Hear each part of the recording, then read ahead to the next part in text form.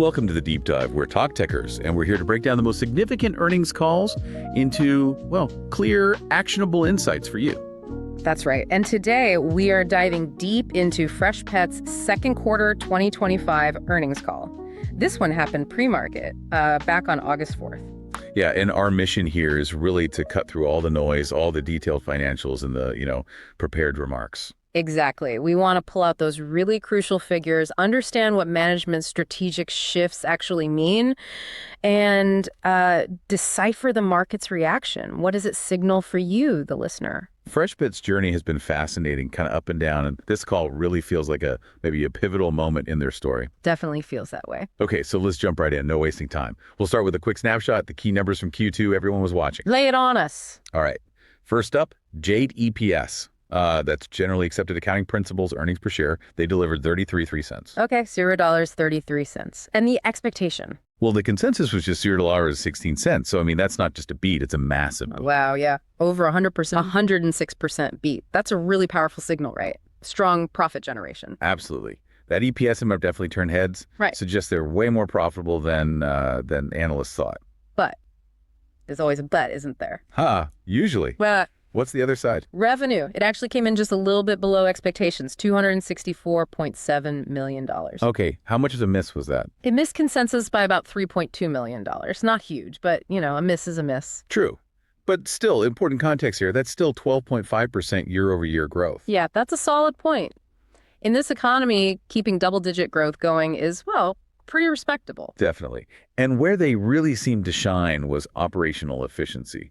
Let's talk margins. Right. Adjusted gross margin expanded to 46.9%. That's up 100 basis points year over year. So a full percentage point improvement. That's significant. Basically making more money on every dollar of sales before other costs. Exactly. A direct boost to profitability. And it flows down, right? Adjusted EBITDA. Earnings before interest, taxes, depreciation, and amortization. Always a mouthful. Yeah. That surged to $44.4 million, which is up, 26% year over year? 26%. Okay, so strong profit growth, even with slightly lighter revenue. That explains the market reaction. Yeah, the market's initial response was pretty positive. The stock definitely moved up pre-market. Reacting hard to that surprise profitability. It seems investors were really focused on the bottom line strength, maybe overlooking the small revenue miss. Seems like it. It really shifted the narrative around them, I think. Okay, so let's dig a bit deeper now. Let's unpack these financials and the operational strength behind them. Yeah, because those headline numbers, they tell a story, don't they? A company focusing hard on profitability, on efficiency. That 100 basis point gross margin expansion, for instance, that doesn't just happen by accident. No, they point into specific things. Lower input costs, higher production yields. Yeah. And a lot of leverage from their Ennis facility. Right, the Ennis chicken processing facility, they mentioned that quite a bit. Sounds like it's becoming a real powerhouse for them. They actually said its performance exceeded their own expectations. Getting more output without more capital spend. That's pretty impressive. It really shows their strength in manufacturing and supply chain, doesn't it? Especially in this, fresh category. And it wasn't just gross margin. Adjusted SG&A selling, general, and admin expenses that also improved as a percentage of sales. Even though media spend went up? Yeah, media spend increased from 12.2% to 15% of net sales. So they're investing more in marketing but finding savings elsewhere. Interesting. That shows some discipline on the overhead side. And what about their cash position? Still healthy. Ended the quarter with $243.7 million in cash. And they sound confident, really confident about being free cash flow positive by 2026. Which is a huge milestone, right? Funding growth from operations, not just borrowing or issuing stock. Exactly. But here's maybe the biggest pivot, I think. Capital expenditure. CapEx. Okay. What's changing there? They're reducing it, right, pretty significantly. Now projecting CapEx around $175 million for fiscal 25. Down from what, $225 million? And wasn't the original even higher? Yeah, prior was $225 million. Original estimate was $250 million, so quite a drop. That's a $100 million reduction combined for 25 and 26. Why the change? Efficiencies. Combination of things, they said. Definitely robust operational efficiencies, new tech they've brought online, and partly slower demand playing a role too. So basically they have enough capacity for now, what did they say, like $1.5 billion worth installed? 1.5 billion, yeah. It gives them a lot of runway without pouring tons more cash into new plants right now. That's a very disciplined approach. Investors usually like to see that kind of capital allocation maturity. Okay, so what does this all mean from management's perspective? Their guidance, their tone? Well, CEO Billy Cyr, he really emphasized that these operational efficiencies are driving margins even with what he called cautious consumer behavior. Cautiously bullish, maybe, acknowledging headwinds, but confident in their internal strength. Yeah, that feels like the right read. Which leads to the guidance question. How are they balancing growth and profit now? Right. So for fiscal 25, net sales growth guidance is trimmed a bit. Was 15-18%, now it's 13-16%. Okay, a slight pullback on the top line expectation, but what about the bottom line? EBITDA. Ah, this is the crucial part. Adjusted EBITDA guidance was reiterated, held firm at $190-210 million. Wow. Okay, so they're saying even if sales are a touch lighter, we're confident we can hit our profit targets. Exactly. That shows huge confidence in the leverage they're getting from those operational gains. That's a powerful message. What about those longer-term targets they had, the $1.8 billion sales, 20 million households by 2027? Yeah, they formally removed those specific targets. Interesting. A step back or just being realistic? I think it's more pragmatic realism, acknowledging the current environment. The dog food category is subdued, new pet additions have slowed down, high housing costs, all that. So recalibrating based on the market conditions makes sense. But, and this is important, despite removing those specific sales targets, they sound very confident about hitting their margin targets for 2027. Which were? 48% adjusted gross margin and 22% adjusted EBITDA margin. And they think they can hit those even if sales volume grows in the low to mid-teens. That's what they're saying. They believe that level of growth is enough given the operational improvements.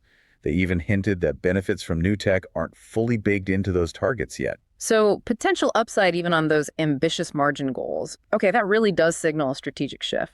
Definitely. And it leads into their strategic shifts for the future, right? Deferring plant builds. And redeploying that capital into marketing instead. Clear shift from infrastructure to brand building. Yep. New ad campaigns coming, right. Focusing hard on health credentials, the whole less processed food message. And using digital social channels to target reach more effectively. Getting to those high-value customers. Exactly. Targeting their most valuable pet parents, their MVPs. Apparently, these folks are 70% of their sales and spend like $501 a year on average. Wow, okay. Focusing the marketing spend where it counts most. Smart. They're also doing practical things, like introducing value tier options under complete nutrition, rolling out multi-packs. Ah, catering to the wallet-pressured consumer? That seems necessary right now. And expanding distribution. Club stores, mass channel. That club test is now in 125 stores, apparently. That's a big jump into a high-volume channel. What about online? Digital orders surged, up 40% in Q2. Now it's 13% of their total sales. 13%, that's significant. How are they managing fulfillment? Using their existing fridge network in stores as sort of micro-fulfillment hubs for delivery and click and collect. Yeah. Pretty clever, actually. Very efficient. And they mentioned new production tech, too, right? A new bag line. Yeah, coming in Q4 2025. Promises higher quality product, lower cost, and could really narrow the margin gap between the rolls and the bags. That could be huge for profitability mix. And they can retrofit older lines, too. A light version of the tech, yeah. Yeah. Could retrofit existing lines by 2027. More capacity, more efficiency across the board. Okay, so zooming out a bit, let's talk market landscape. How does Freshpet fit in right now? Well, the overall dog food category is definitely facing headwinds. Economic uncertainty, return to office messing with routines, high housing costs. It's impacting pet adoption, willingness to trade up. And cats are doing better than dogs growth-wise because they're lower maintenance. Seems to be the case, yeah. Interesting dynamic. But even with all that, Freshpet is still outperforming the category overall. Yeah, significantly. And they maintain this incredible market share, like 95%, within their specific niche, the gently cooked, fresh frozen branded segment in U.S. food stores. 95%. That's dominance. A strong moat. And what about competitors entering this space?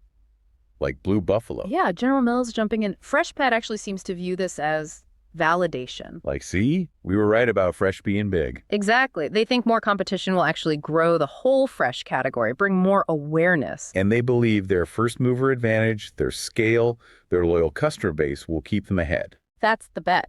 They think the rising tide lifts all boats, but their boat is best positioned to benefit. It's a bold stance against big players. Okay, let's bring this back to the investor context, the stock itself. Yeah.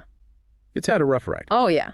Down about 50% year to date, 46% over the past quarter. Tough holding. But it did gain a tiny 0.3% in the past month, roughly tracking the broader consumer staples sector, the XLP. So maybe finding a floor. Perhaps. And that rally right after earnings definitely showed relief on the profitability front. That was the big worry. So even with the slightly lower revenue outlook, the analysts mostly stuck with buy ratings. Largely, yes. Citing that margin traction. The narrative is shifting, like we said, from just pure growth to profitable growth. So for you, the listener, the investor watching this space, this deep dive really highlights Freshpet's evolution, doesn't it? Absolutely. From that hyper-grow disruptor label To more of a profitable category leader, maturation.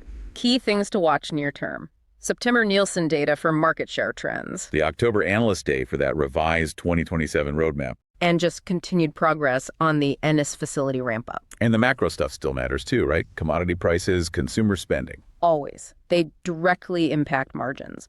But the big question remains, can they keep that mid-teens top-line growth going? Because if they can really leverage those operational gains and hit those margin targets. It's the key balancing act. Precisely.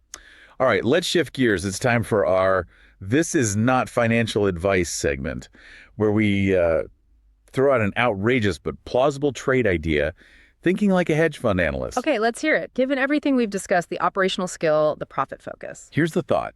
Consider a long position in Freshpet, FRPT. Yeah? But pair it with a targeted short. Okay, long FRPT. Shorting what? What's the outrageous part? Short, a leading traditional dry pet food brand.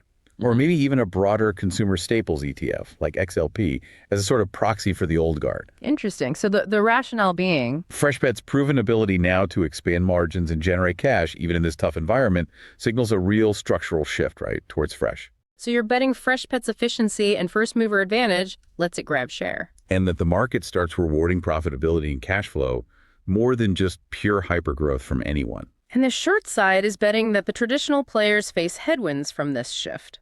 Freshpet gets re-rated higher on its execution while the legacy brands struggle. Exactly. It's a play on the whole industry transition. Betting Freshpet navigates it best profitably, while the old model faces pressure. It targets that divergence. Okay, definitely fits the outrageous but plausible description. Food for thought. All right, let's wrap up this deep dive. Freshpet's Q2 call. It really showed a company making a clear pivot towards operational excellence, towards profitability. Yeah, despite trimming the sales outlook a bit, that reiterated EBITDA guidance, the clear path they see to strong margins and free cash flow by 2026. It suggests a more mature, disciplined company now. And their strategic moves, focusing marketing, expanding distribution, adding value options, it's all aimed at reigniting growth in this tricky market. While those manufacturing efficiencies provide a really solid foundation underneath it all, it's a story of adapting, recalibrating. Definitely.